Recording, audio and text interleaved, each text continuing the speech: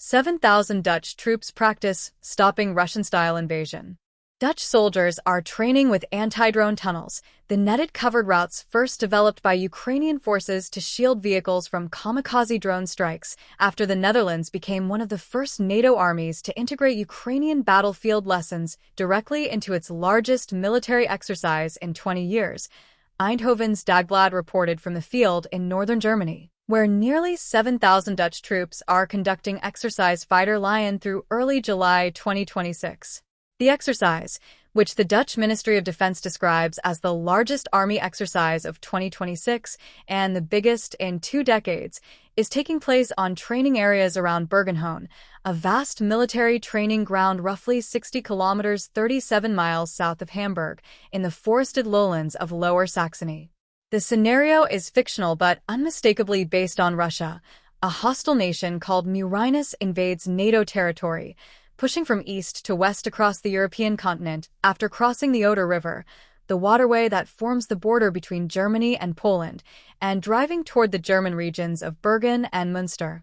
The Dutch army's job in the exercise is to stop that advance, using the same defensive maneuvers NATO planners believe they would need in a real large-scale, conventional conflict. The 13th Light Brigade from Oorschot, a city in the Dutch province of North Brabant, took the first assignment: stop the fictional enemy's advance before it could consolidate. The brigade's commander assessed the outcome clearly after completing that phase of the exercise. "T went great. We stopped the attackers," the commander said, as quoted by Eindhoven's Dagblad. The 43rd Mechanized Brigade from Havelt, in the province of Drenthe, then took over the fight with heavier armored assets to finish the engagement. The handoff between the two brigades while combat operations were still ongoing, a military maneuver known as a forward passage of lines that requires extraordinarily precise coordination, is new to Fighter Lion this year and reflects the kind of complex combined arms sequencing that NATO planners consider essential for large-scale conventional warfare. In past editions of the exercise, units practiced their own phases in sequence. In 2026, they practiced transferring a live fight to the next unit without stopping, which is what actual war demands. The most tactically distinctive element of Fighter Lion is not the scale, but what is being trained within it.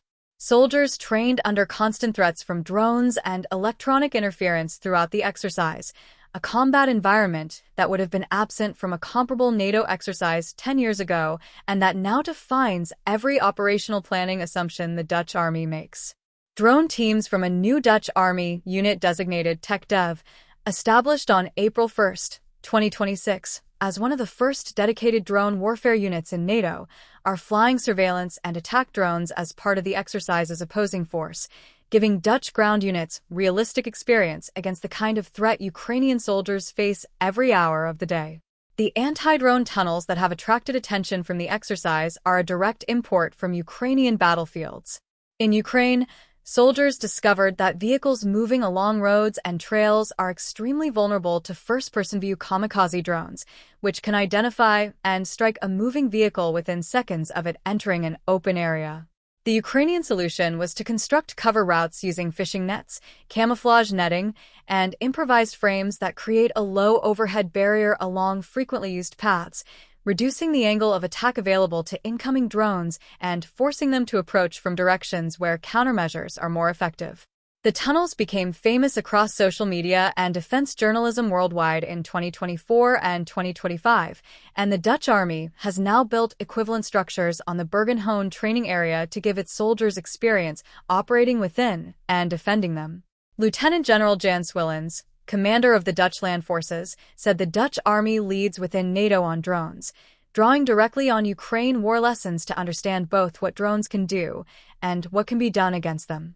The Omroep Brabant regional broadcaster, which embedded with the 13th Brigade during the exercise, reported that soldiers carried both commercial umbrella-type anti-drone screens and fishing nets as personal protective equipment, improvised countermeasures that Dutch troops are training with before more formal equipment solutions reach the field.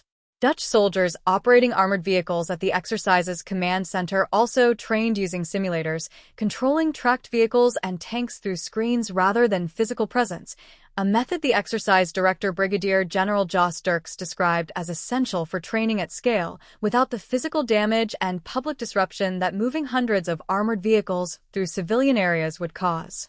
The exercise scenario places the fight within a broader multi-domain context, with the Dutch defense publication Defense-INFO noting that the war in Ukraine has demonstrated how airspace, cyber, and the electromagnetic spectrum all directly affect ground combat, and that Fighter Lion is designed to train those dimensions simultaneously rather than in isolation.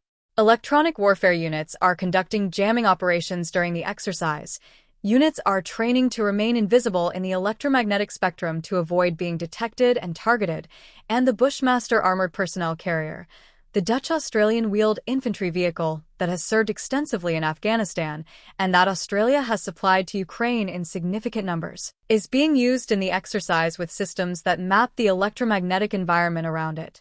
The Fighter Lion scenario draws on a fictional geography that mirrors the actual NATO defensive challenge in Northern Europe with considerable precision.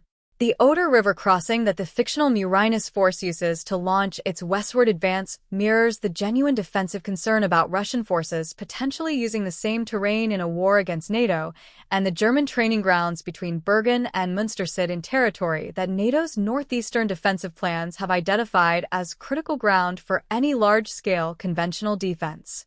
Dutch forces train on that ground as part of the German 1st Armored Division structure, an integration that reflects the real command relationships that would apply in an actual NATO defensive operation.